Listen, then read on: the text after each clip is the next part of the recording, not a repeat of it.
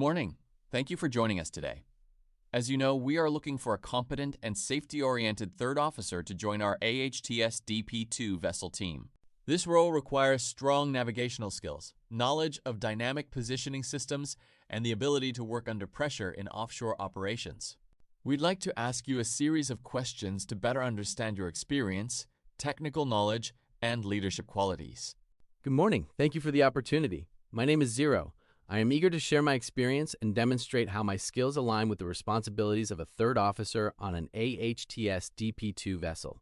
I believe my background in navigation, safety management, and teamwork will allow me to contribute effectively to your operations. Why do you want to work as a third officer on an AHTS DP2 vessel? I am motivated by the complexity and responsibility of offshore operations.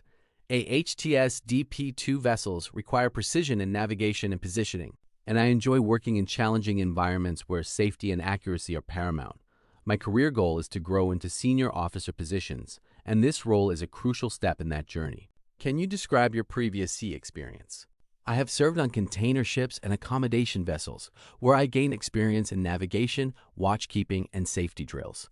I also worked closely with engineers during maintenance tasks, which gave me a broader understanding of vessel systems. This background has prepared me for the technical and operational demands of HTS DP2 vessels. What do you know about HTS vessels and their role in offshore operations? Anchor handling tug supply vessels are critical in supporting offshore drilling rigs and platforms. Their main functions include towing, anchor handling, supply runs, and positioning rigs. On DP2 vessels, dynamic positioning ensures precise station keeping, which is vital for safe offshore operations. How do you conduct a proper navigational watch? A proper watch involves maintaining situational awareness, monitoring radar and AIS, checking charts, and ensuring compliance with call regs. I also keep communication open with the engine room and other officers. Fatigue management and vigilance are key to preventing incidents. Explain Call Reg Rule 5. Rule 5 requires maintaining a proper lookout by sight, hearing, and all available means to assess the situation and avoid collisions. On modern vessels, this includes radar, AIS, and ECDIS, but human observation remains essential. How do you handle restricted visibility navigation? I reduce speed, sound fog signals, increase radar monitoring, and post extra lookouts. Communication with nearby vessels and the engine room is intensified. Safety margins are increased to prevent close-quarter situations. What is the difference between one DP and two DP systems? DP1 has a single redundancy, meaning a single failure can cause loss of position. DP2 has redundancy in power and control systems, ensuring the vessel can maintain position even if one system fails. This makes DP2 safer for offshore operations. How do you monitor DP operations during anchor handling? I continuously monitor thruster performance, environmental conditions, and DP alarms. Communication with the DP operator and deck crew is crucial. I ensure that contingency plans are ready in case of system failure. What actions would you take if the DP system fails during an operation? I would immediately inform the master, switch to manual control, and stabilize the vessel using thrusters. Emergency procedures would be activated, and the crew would be alerted to secure ongoing operations. What is your role during a fire drill?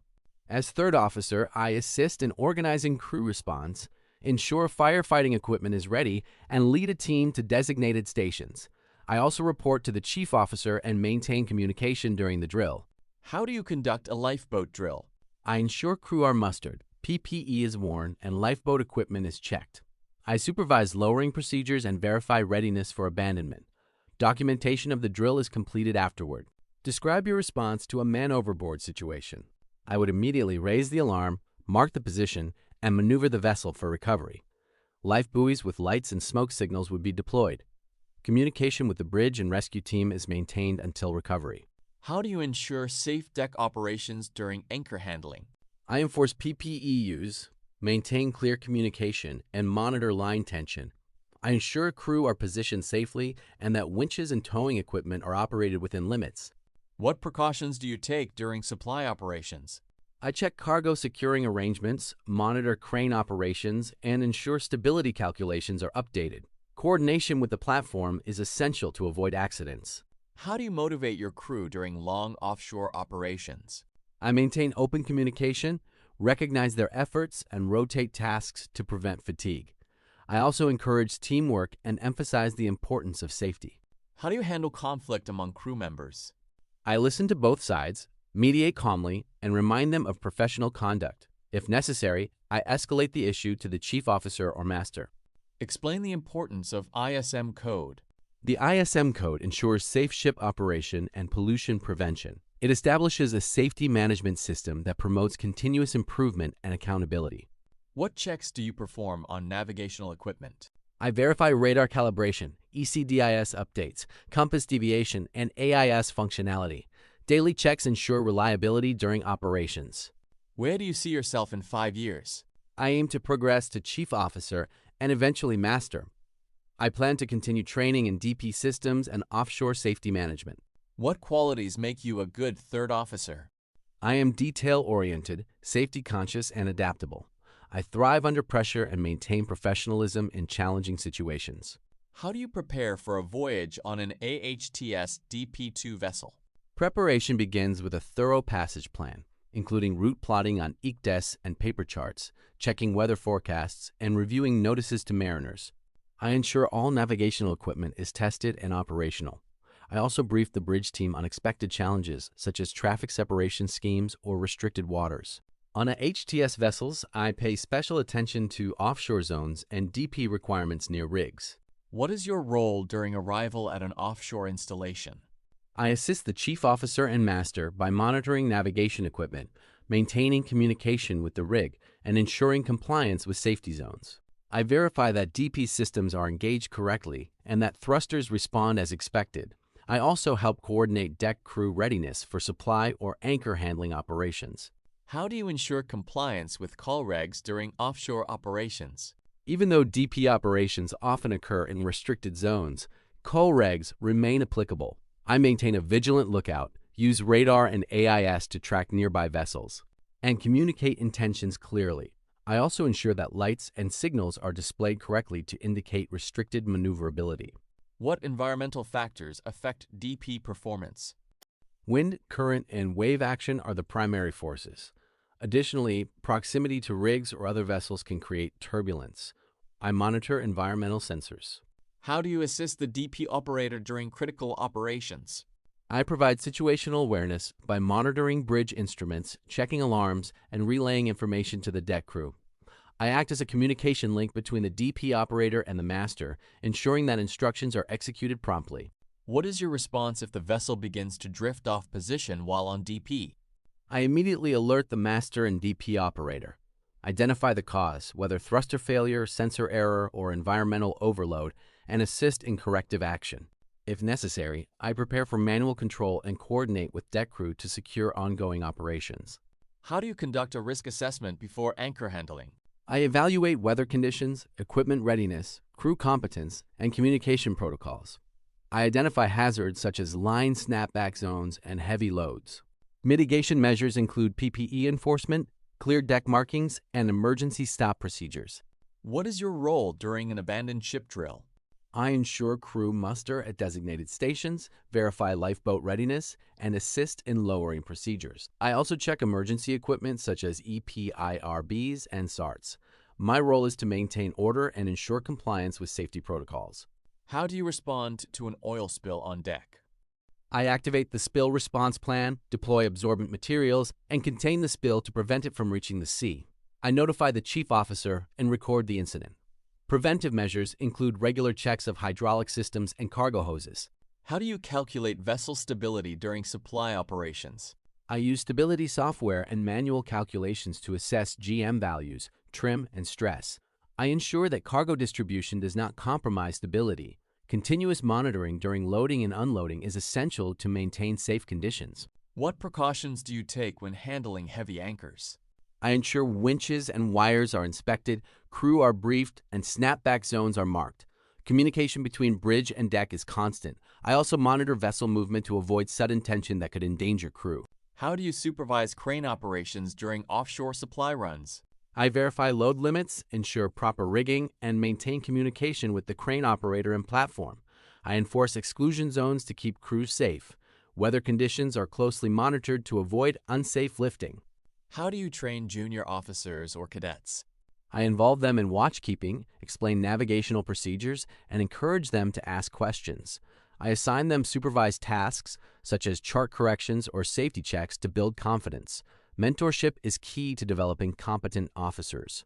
How do you maintain discipline on board? I lead by example, enforce rules consistently, and address issues promptly. I encourage professionalism and remind crew that safety and teamwork are non-negotiable. If necessary, I escalate serious matters to senior officers. How do you handle fatigue among crew during long operations? I monitor work-rest hours, rotate tasks, and encourage proper rest. I also promote hydration and nutrition. Fatigue management is critical to maintaining safety and performance offshore. Explain the importance of MARPOL regulations. MARPOL prevents pollution from ships by regulating oil, garbage, sewage, and emissions. Compliance is essential to protect the marine environment and avoid penalties. As third officer, I ensure waste segregation and proper record keeping in the oil record book. What is the role of SOLAS in your duties? SOLAS sets minimum safety standards for ships. It governs lifeboats, firefighting equipment, navigation systems, and drills. My role is to ensure compliance during inspections and drills and to maintain readiness at all times. How do you conduct chart corrections? I review notices to mariners, update ECDES and paper charts, and verify corrections with the chief officer. Accuracy is essential to safe navigation, especially in offshore zones with restricted waters. Describe a time you faced a difficult situation at sea. During restricted visibility, our radar malfunctioned. I coordinated with the chief officer to post extra lookouts, reduce speed, and maintain communication with nearby vessels. We safely navigated through the fog until repairs were completed. This taught me the importance of teamwork and contingency planning. How do you react under pressure? I remain calm, prioritize tasks, and follow established procedures. Offshore operations often involve high stress, but maintaining composure ensures safety. I focus on clear communication and decisive action. What would you do if you disagreed with the chief officer's decision? I would respectfully present my concerns with supporting evidence. If the chief officer maintains their decision, I would comply while ensuring safety. Professionalism requires balancing respect for hierarchy with responsibility. What steps do you take if GPS signals are lost during DP operations? I switch to alternative reference systems such as taut wire or hydroacoustic beacons. I inform the DP operator and master and monitor vessel position manually. Redundancy ensures continued safe operations. How do you respond to a thruster failure during DP mode? I alert the DP operator, assess the impact on station keeping, and prepare for manual control. I coordinate with the engine room to troubleshoot. If position cannot be maintained, operations are suspended until safe. What is your role during a blackout? I assist in emergency lighting activation, maintain communication, and prepare for manual navigation. I ensure crew safety and readiness for emergency procedures. Once power is restored, I help verify system integrity. How do you maintain logbooks and records? I record navigational data, DP operations, drills, and incidents accurately. Documentation ensures compliance with regulations and provides evidence during audits. Attention to detail is critical. What is your role during port state control inspections? I assist the chief officer by presenting records, demonstrating equipment readiness, and answering questions. I ensure that safety equipment is properly maintained and that documentation is up to date. How do you keep your knowledge updated? I attend DP training courses, study industry publications, and participate in safety drills. I also learn from senior officers and continuously review regulations. Lifelong learning is essential in the maritime industry. What motivates you to work offshore? I enjoy the challenge of complex operations and the responsibility of ensuring safety. Offshore work requires precision and teamwork, which align with my strengths. I am motivated by the opportunity to grow professionally in this demanding environment. Do you have any final comments about why we should hire you? Yes, I believe my combination of navigational expertise, DP2 knowledge, and strong commitment to safety makes me a valuable candidate. I am confident that I can contribute to efficient offshore operations while maintaining the highest standards of professionalism. I am eager to grow with your company and take on increasing responsibilities.